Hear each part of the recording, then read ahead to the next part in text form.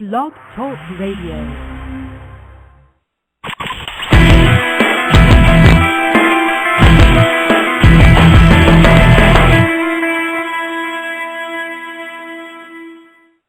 Good morning and welcome to NJSBA's Blog Talk Radio show, Conversations on New Jersey Education, a show dedicated to creating a conversation among those of us in the education community and beyond on the important education issues of the day, a conversation that brings education leaders to you, and I hope that you all feel free to join in this conversation.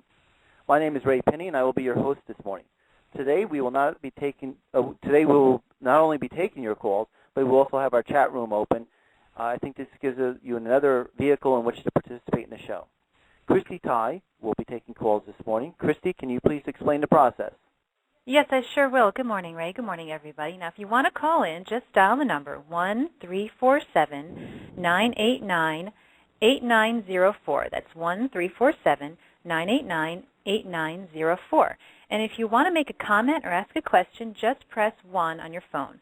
That'll indicate on my switchboard that you want to ask a question. So I'll get your name and your question. Also remember, if you're on the phone line, be sure to turn down the volume on your computer and only listen on the phone since there's a delay and sometimes it gets confusing. Now, if you're just listening on your computer, we do have a chat room feature that you can log into. We'll be monitoring the chat room, and if you have any questions, just post them on there and we'll pass them on to our speaker. Now, to log on to the chat room, you will need to register with Blog Talk Radio. Thank you, Christy. Usually on the show, we deal with prospective legislative issues that school districts might have to deal with in the future, with the notable exception of a couple of shows on the bullying. But today we're going to take a different look. We're going to take a look at how school districts can utilize a program and possibly save energy costs. In this era of tight budgets, school districts must find creative ways to save costs in order to preserve educational programs and retain staff. We all want the money to go into the classroom, or as much money as possible. One district, the Jackson Township School District, employed energy audits to pinpoint possible cost reduction areas and to create a plan that would save the school district money. With me today, as we discuss energy audits, are two administrators from the Jackson Township School District, the business administrator, Michelle Richardson. Michelle, welcome. Thank you. Welcome to you. And the superintendent, Tom Giovanella. Tom, welcome. Good morning, Ray. I hope I didn't butcher your name too much. You did well. And joining them is Joe Sullivan from Concord Engineering. He's Concord Engineers Vice President for Energy Policy and Development, the firm which worked with the school district on this energy audit. Welcome, Joe. Thank you very much. Pleasure to be here. Okay. Any district board member or administrator interested in looking at ways to reduce energy costs, I think will find this discussion enlightening. Tom, the superintendent, please, before we get started on what you did, give us a little background of the Jackson Township School District. How big is your school district, and what are the size of the building? How many buildings do you have? Okay, well, Jackson Township is a large township geographically. We're over 100 square miles. We have 10 buildings, 2 high schools, 2 middle schools, and 6 elementary schools. We a little less than 10,000 students, about 9,600 students, and because we're spread out pretty much, we transport most of those students by bus. So it's a good-sized district with 10 buildings and our buildings range from being built in the 1940s, our oldest elementary school, and our newest building is Jackson Liberty High School, which was opened about 4 years ago. Oh, okay. And you're a growing district, or you had been a growing district too, right? Well, we've been growing at enrollment. 5 years ago, up to 5 years ago, we were growing by about 200 or 300 or 400 students every year. Recently, with the financial and economic downturn and real estate market really coming down, we've slowed down, and now we're pretty steady. But we would expect that once the economy turns around, that we're going to be a growing district again. Okay, Michelle, as business administrator, what's the size of the school budget, and what percentage do energy costs eat up? Our school budget is just under $140 million this year. Our energy costs are about almost $4 million, but in between $3.5 and $4 million. So it's about 3% of our budget. But it is the 4th largest cost in our budget, considering salaries and then benefits. And the energy is actually it's the 3rd largest cost in our district for expending money. So we've been saving money in that area as much as possible. And that's probably fairly common for districts in terms of the energy costs being, obviously after salary and benefits, one of the largest costs? It is. I think that our cost is actually a little below the average, though, for a school district this size. Okay. Joe, Mr. Sullivan, what's an energy audit? Okay, an energy audit it's a systematic examination of the building or buildings. And you go through, as you do an audit, you go through and you look at all the energy-consuming equipment in the buildings and the building itself, and you identify how much energy is being used, where it's being used, and what it's being used for. The audit then identifies where energy savings are possible, and starts looking at the cost of the energy savings improvement and the benefits or the savings that come from that. At the end of the audit, what we would want to see is that the school administrators and managers basically have a roadmap of what are the specific energy conservation measures or ECMs, because we all talk in acronyms too much, that can be done along with the estimated cost and paybacks. And this gives them a lot of information that they can say, okay, we need to now consider our school's growth and the other things that are going on and select what are the best measures for them to want to try and implement. And there are a number of different ways they can go about implementing them. But the audit gives you sort of like the 10,000-foot picture along with details and estimates of the cost and the benefits of what can be done. Does this energy audit cost anything, or and who performs them? Well, I'll first talk about the cost. Good news about that for school districts is that the state has had for some time a local government energy audit program where through the Board of Public Utilities, Office of Clean Energy, they fund and pay for up to $100,000 per year in local government energy audits for any public agency. It can be a school, it could be a higher ed facility, it could be a state facility, it could be county or municipal. So it's a really, it's an excellent program. It's managed by the BPU through the Clean Energy Program. The cost for the audit itself ranges between about 10 cents a square foot to 30 cents a square foot, depending upon the size of a school district, the number of buildings, and the complexity of the buildings. Obviously, a large high school with the complexity of labs and air conditioning and computer centers is going to be a more complex audit to undertake than a simple elementary school, which doesn't have as many complicated systems, may actually be a significantly smaller building. All right, so this audit then, if the school district want to take advantage of it, there is money from the BPU to help offset the cost, depending on the size Yes, there of the is. And not only do they have money available to try and make it easier, and I love to plug for my own company, we're one of the successful companies in this. The Department of Treasury selected 5 firms based upon an open bid process and awarded contracts for these firms to provide audits. Now, the firms that are involved in this are all capable firms, and they were evaluated based upon their ability to do this. The firms are also qualified by the Division of Property Management and Construction, and all of the firms who can do this work and all of the firms who are awarded these contracts are qualified auditing firms. So it gives you a basis and also gives you a method to go out and get audits done without having to go through writing a full RFP and going through the whole process yourself. And on the other end of it, because of the funding through the Board of Public Utilities, there's a mechanism to pay for it. It sounds like actually a pretty good deal for most districts. Mr. Gianella, tell our listeners why the Jackson Township School District used the energy audit and what it told you in your case. Well, we have just gotten back our energy audit from Concord Engineering. And I should say that we've had a relationship with Concord Engineering. They have done work on some of our newer buildings. So we were comfortable with the process and comfortable with the company that we were dealing with. A little over 10 years ago, Ray, we did have another energy audit. And we really built our whole energy policy on the findings of that audit, where we needed improvements, what improvements we made. And we found it very useful moving forward, especially building some new buildings and hearing from Concord some of the newer techniques and newer technologies that we could use putting those buildings together. The most recent audit we have, like I said, we just have gotten it back, but we intend to, again, use that as a basis for our future energy policy and what we're going to do and what improvements we're going to make. Just like Joe said, that it really is, it's a roadmap for school districts, in our case a school district, of what we should be doing, and it gives us a good idea of how much money it's going to cost us and how much money we're going to save by it. I really think that's the whole purpose of the energy audit, and I think that's how we intend to use that as that roadmap to see where we should be going and what improvements we need to make. We know that some of our older buildings are in need of some updates in technology and to improve our efficiency. And this energy audit is going to tell us exactly what we need to do and probably give us a good idea of a priority list of when we need to do it. Before I go to you, Ms. Richardson, Mr. Sullivan, if you have an energy audit, I guess it's not one size fits all. If you have an old building, would it tell you something different than it would for a newer building? Absolutely. I mean, and that's the whole point of having qualified people do audits.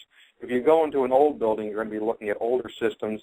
You're also going to be looking at systems that may have reached the end of their useful life. So there's both a replacement that's necessary and an opportunity, because the fact that that old system may need replacing or is obsolete, a new system not only is going to be required because the old equipment's wearing out, but it also, if it's well selected and well designed, gives you the opportunity to save significant money.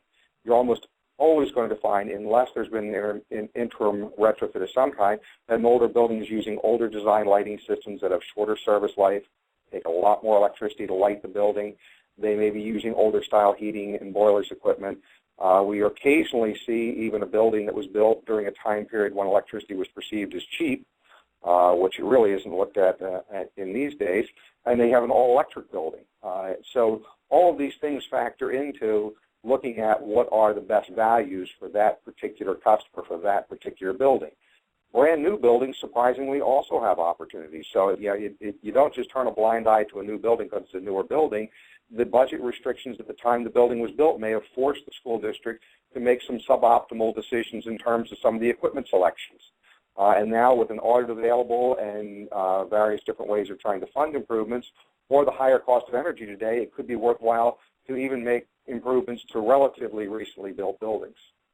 Ms. Richardson, in Jackson Township, what were the costs to the district to go through this process, if any, and then what were the savings?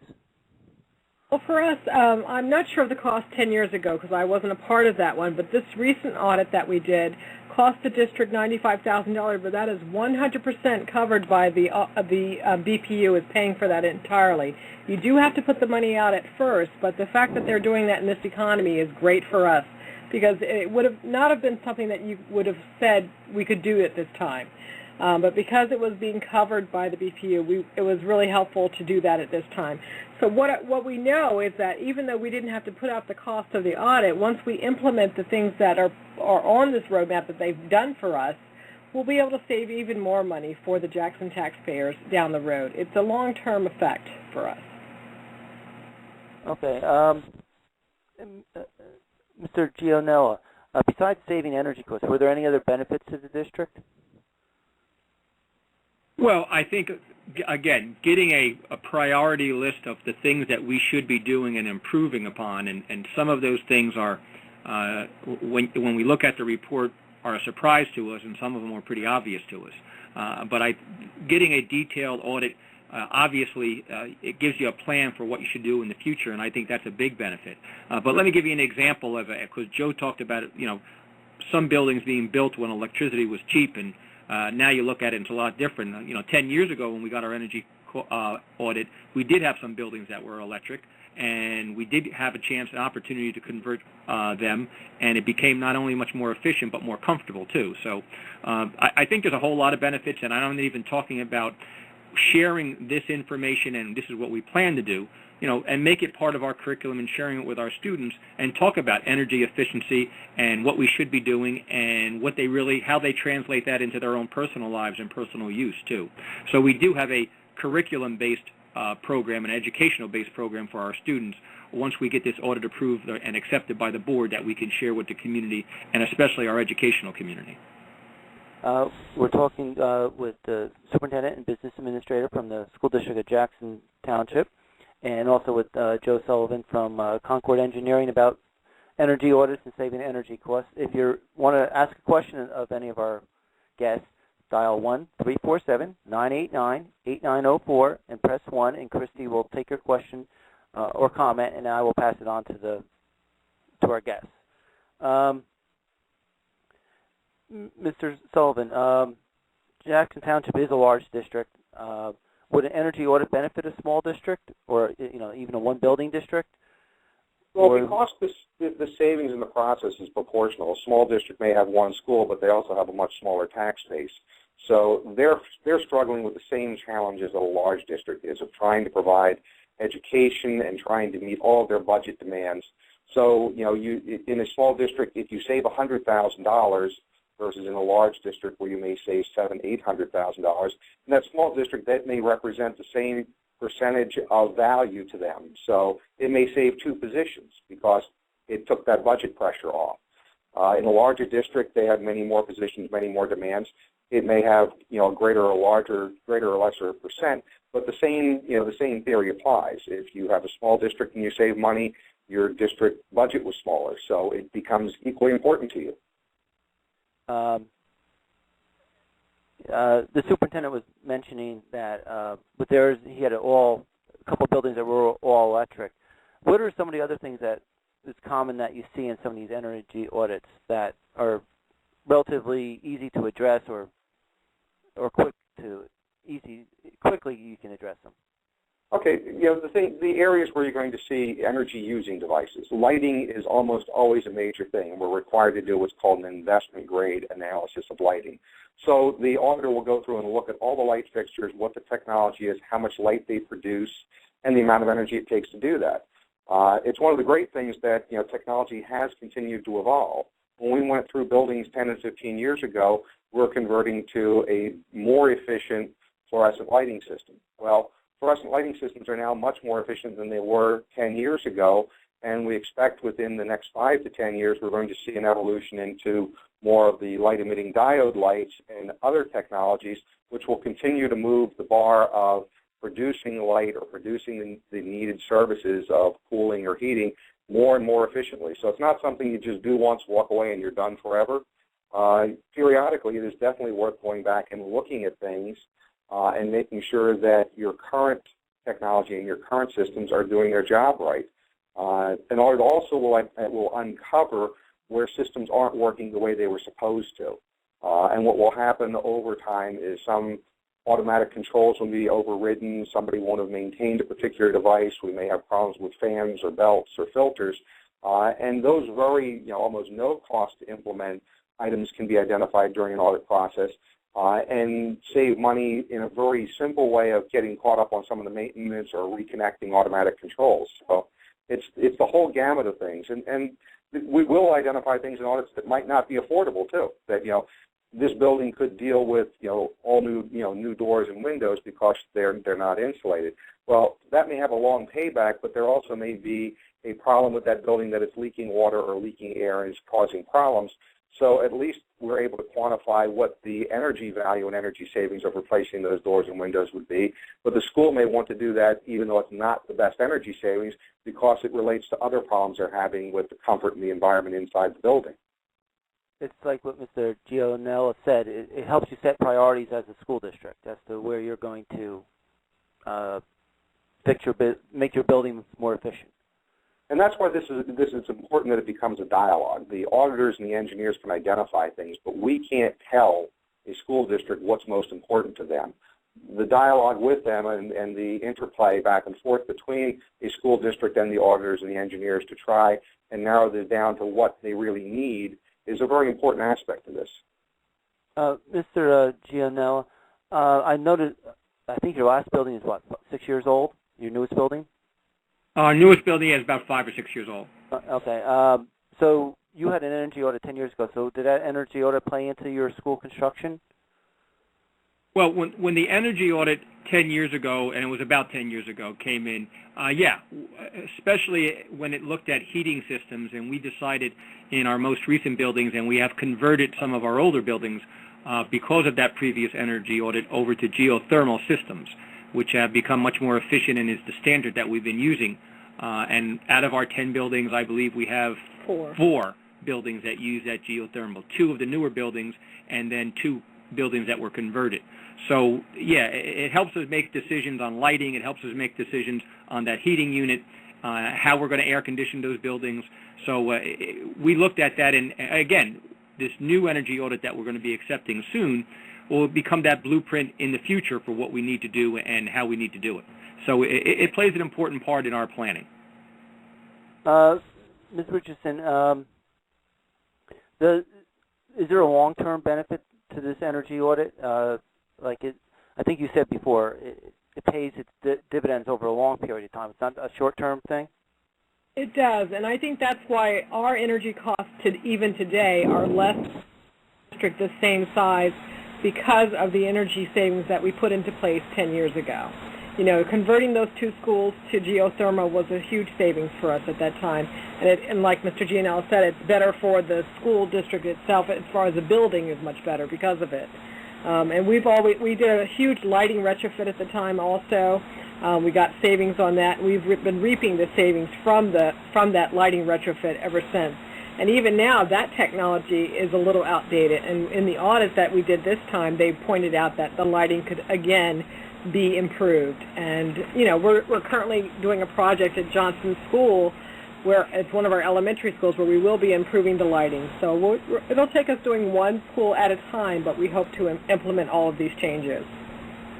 Ray, a good example of it is we have 2 high schools which are roughly the same size, about 350,000 square feet. The older high school, Jackson Memorial High School, was built in the 1960s. The newer high school, like I said, is our newest building, about 5-6 years ago opened up. The energy costs for the 2 buildings are dramatically different.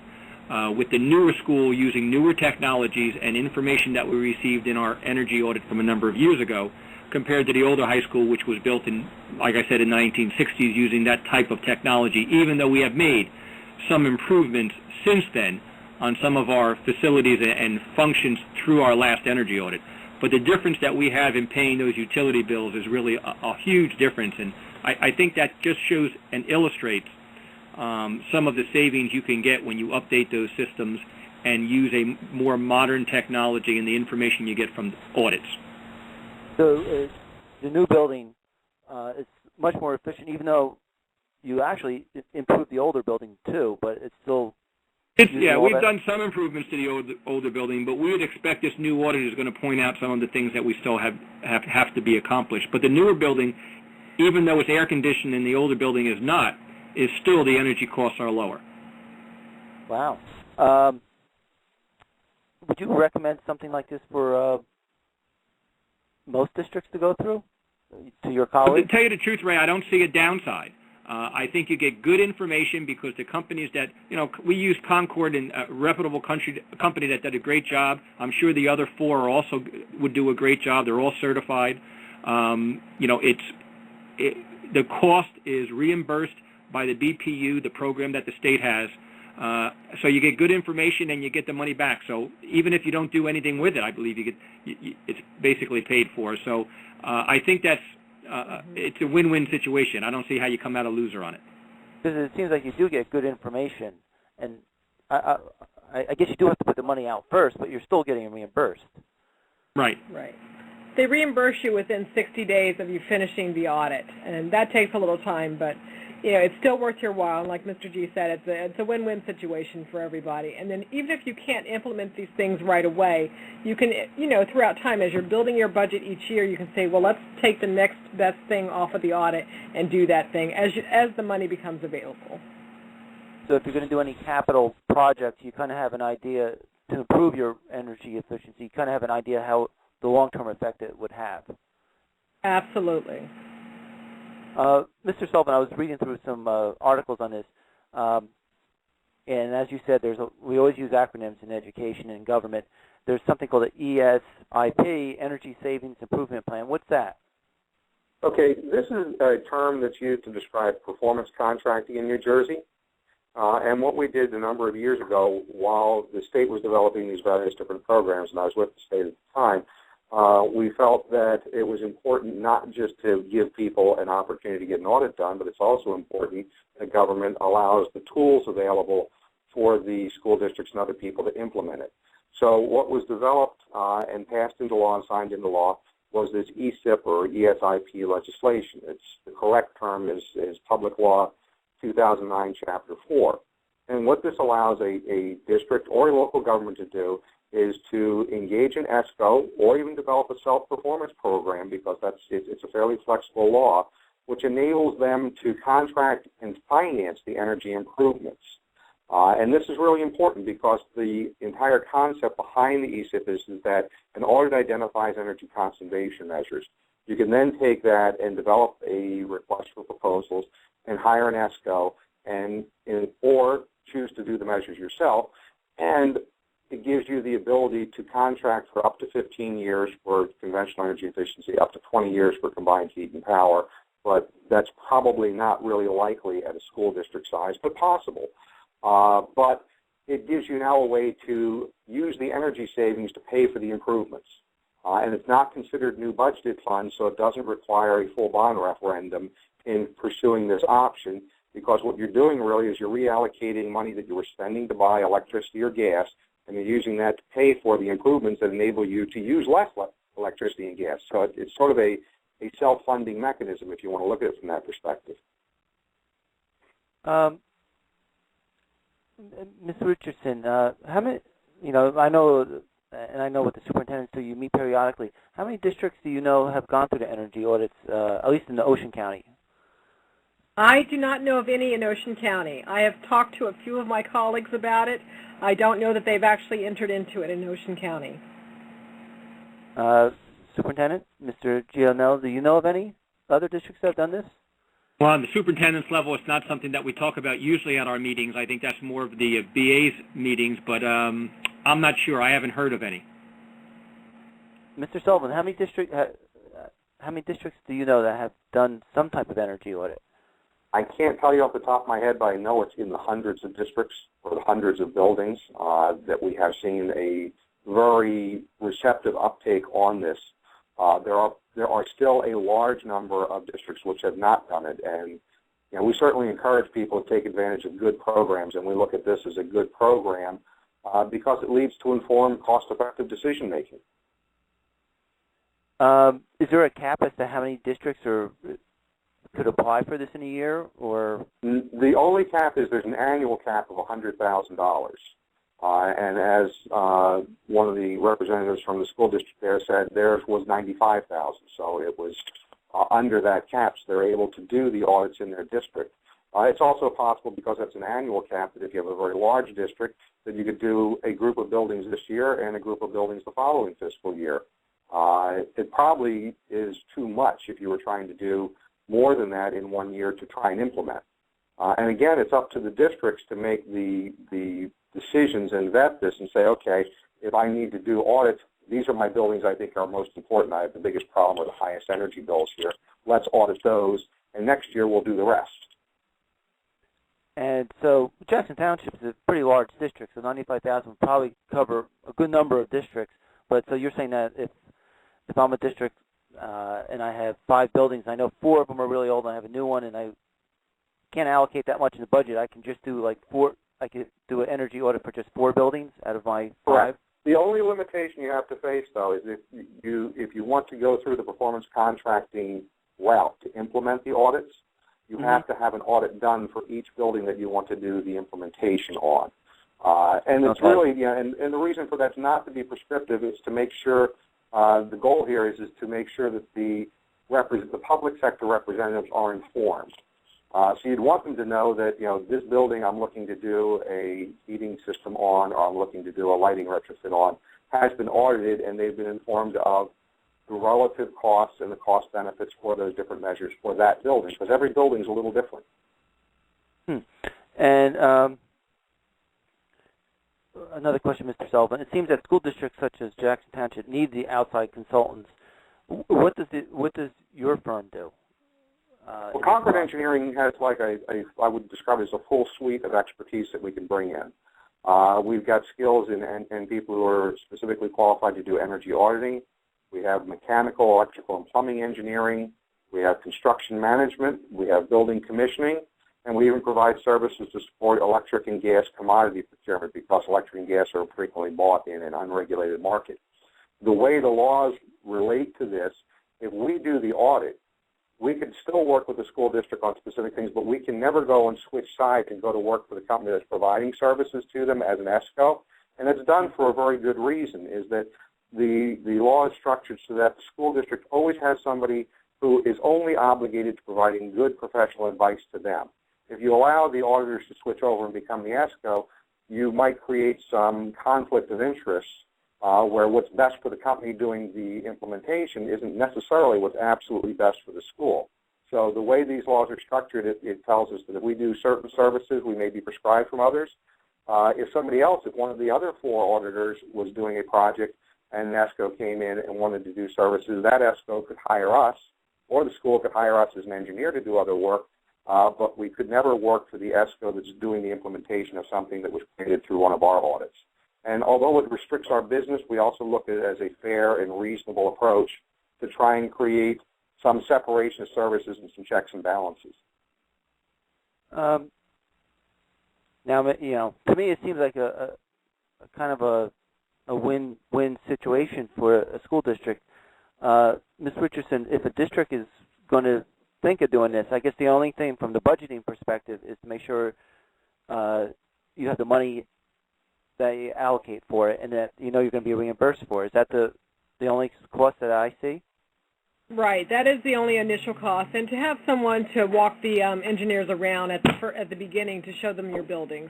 That's the only cost that I had to put out. I was actually surprised that the cost came in below the $100,000, and I even applied back when they were only going to cover 75%, and the district was willing to put out the 25% to cover this, but they changed the rules, and they now cover 100% of the cost under $100,000. I really thought that I would only get half of my buildings done this year and then half done another year. But I was very surprised and happy to see that I was able to get all 10 schools, including the administration building, in this cost of $95,000. Okay, and so all I'd like to interject something to sort of support what was just being said. The time that's spent of having the school dedicate people, whether they're operations, maintenance people, and or administration people, is important because any auditor worth their salt has to also know how to listen. They need to listen to the school administrators and the managers who deal with this on a day-to-day basis. They also have to listen to the operations and maintenance people who are responsible for the school on a day-to-day basis. So this is a interactive dynamic. And if an auditor were to come in and just say, I know everything and I don't need to talk to these folks because they're not as smart as me, that's not a person I'd want to be doing business with. An auditor who actually listens and tries to consider all the factors that the client has to deal with, and they're dealing with a tough world right now. So that's also a really, there's an investment of time, but I think it's a very smart investment of time. Now, Mr. Gianella, once you have the energy audit, is it given to the administration, and the administration sits down with the consultants and then goes to the board after that, or how do you work it? What's the process? What we're going to do is we have a draft. We're going to get the final report from Concord and have a meeting with them so we fully understand it. Then we will present it to the board and they will accept it. And then probably we will be breaking it down with the board and trying to come up with some type of priority list that we see the most important things that we need to do. Some of them right away and some long term. What's the cost and what's the benefit?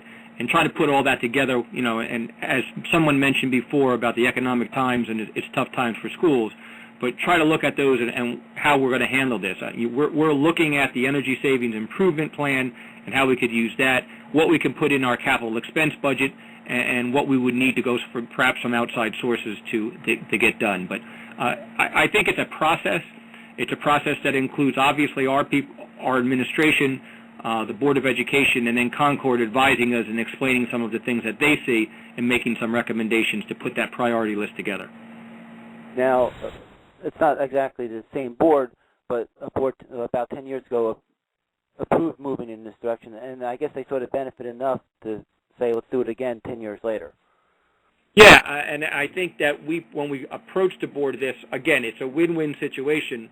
When the change in the funding came around that it was going to cost us nothing to do it for up to $100,000, you don't need to. The board didn't have to think about that long, and we tried to move on it right away. But they have seen with the conversion of some buildings and our newer buildings going to geothermal, and like I said before, the blatant difference in energy costs between two buildings of similar size used in a similar way. They see the advantage of this for our finances, and it really makes sense to do. And we shouldn't, again, discount the educational component that we're teaching children to be energy efficient, and some things that we're doing are going to carry over into when they grow up, what they do in their own personal life.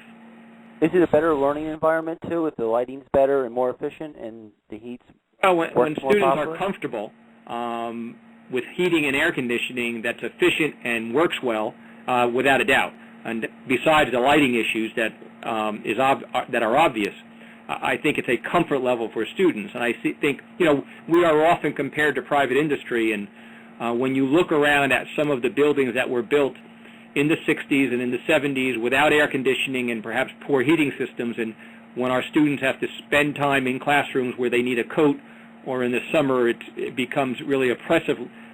I've also often used the example when I talk to our community. You would never put 25 adults in a 800 square foot room with a few little windows in May and June and expect to get something out of that group of adults. But we routinely do it with students, putting them in classrooms without air conditioning in that type of environment, and expect to get results. So I think it's a good example of the changing world we live in. When I went to school, and probably Ray, when you went to school, we didn't have air conditioning, and it was common. But I think this is a different world, and our students and our communities have different expectations. Mr. Sullivan, does an energy audit almost always show some type of savings, or particularly in older buildings? I could very honestly say I don't think I've ever seen an energy audit that hasn't identified some opportunity. It's possible that you might go through a building, and I would say if you had a brand new building that was LEED certified, or one of the really extremely, well-designed, well-engineered buildings, you might not find anything in that one. But short of that brand new LEED certified building or Energy Star building, you're almost guaranteed to find savings opportunities. And even within those buildings, you're very likely to find something, because, whether it's Concord Engineering or anybody else, no one's perfect and no one sees everything. And then there's also things that happen after the fact, because after a school is built or after a building is built, they have to adjust their use because they may have changing demographics, they may have new programs, and the building needs to be adjusted to reflect those changes. If you have an older, I can't see why you wouldn't do it if you have an older building. So that maybe the superintendent can tell me why one of your colleagues went in, or the business administrator. Why wouldn't someone not go into something like this, or at least consider it? I think the biggest reason why you wouldn't do it was because of the cost, and that has been taken off the table. So I don't see why anybody is not doing it. It's knowledge to us. Many of us in our positions as superintendents and business administrators, we come from educational backgrounds or accounting backgrounds. We're not engineers. We're not architects. Sure. We rely on our professionals to let us know what is going on in these buildings, and I think that that's very important in this business, to make sure that our buildings are efficient and are working the best for our students, so that we can focus on what's most important to us, and that's educating our students. Mr. Sullivan, if you're going to some of these buildings, do you have like the custodians or someone else there? Do you discuss things with the staff in the buildings? Absolutely. Number one, I don't think any school in New Jersey is going to allow a bunch of strange men or women wandering around their school unattended or unsupervised. They're much more concerned about the safety of the people that are the kids that are in their custody. So they're not going to let us wander around unsupervised completely. But it's also important for us to have that dynamic of talking to, if it's a custodian or a maintenance worker or a service worker, and having some discussion with the administrators and the business managers, because they actually have the bills that translate all of this. So they need to be part of that discussion. And frequently, if possible, the management of the school is involved, because they're the ones who are going to tell us, well, yeah, we got, this room is particularly uncomfortable. The teachers that are in there might not complain because they look at it as complaining, but it's stuffy and there's other problems. And we need that information. And it is as I said, it's an investment of some time, but I think it's a very smart investment. And if we don't listen to those people, we can't do our job well either. Okay. I think we're going to be having a question from one of our callers, but I have one other question for myself. I'm trying to figure out how to put this as we're talking to you.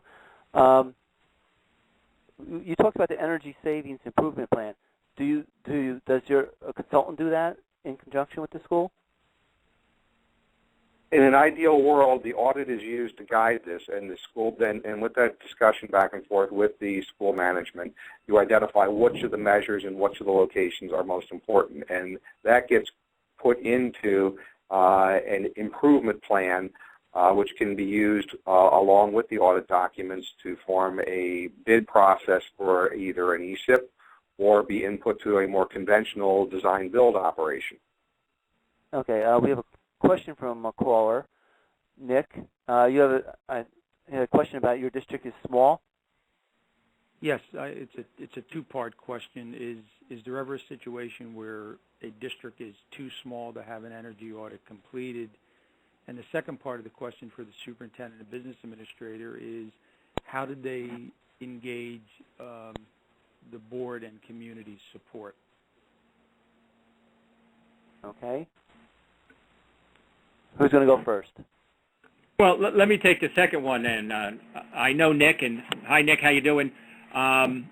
We have 10 years ago, the example that was set and we were successful really led us to start a new one with Concord recently.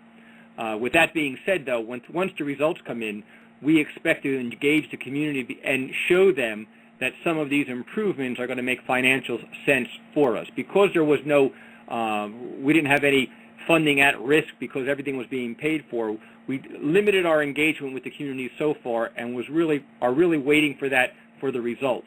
And then to show that we really need to do some of these things, and this is why. This is the money that we're spending when we shouldn't be spending. These are the advantages we gain. These are the benefits we gain. So we really want to move forward with that once we get those results and try to show kind of like result-oriented program that we can give our community.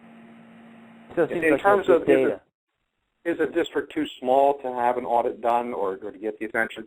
There are 5 firms that have been awarded contracts that can do this auditing. You know, people's workloads varies all the time. I can only speak for Concord. We rarely would, I can't see a situation where we'd say we would not be willing to do an audit. We also look at this as part of our commitment to the community and to the state that we were selected for this work, so we try and be responsive to anyone who requests us to give a proposal. But you've got 5 firms, and those firms are allowed to do a certain amount of subcontracting also the way the contracts work. So I don't believe that you're going to have anyone, I don't think we have any one school, one old schoolhouse districts anymore.